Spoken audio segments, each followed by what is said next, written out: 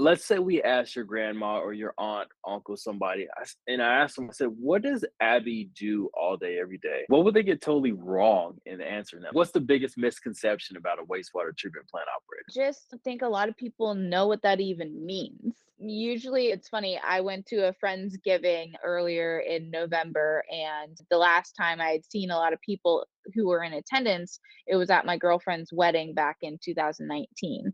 So they haven't seen me in a few years, vice versa. I played a little bit of a game with them and said, Bob, literally his name's Bob. Hey, haven't seen you in a long time. You'll never guess what I'm doing now, career wise. And I got thrown a couple other things. Stripper was one of them. That's not it either. But when I said wastewater operator, the look on his face was just like, no, there's no way. So I started explaining to him what we did. And the look on his face is just jaw on the floor, eyes wide open, just couldn't believe it. So I think a lot of times when you try to explain to people who don't understand that at all or not blue collar oriented, you explain what you do and they're like, "Wait, so you touch poop all day?" And I'm like, "Not all day."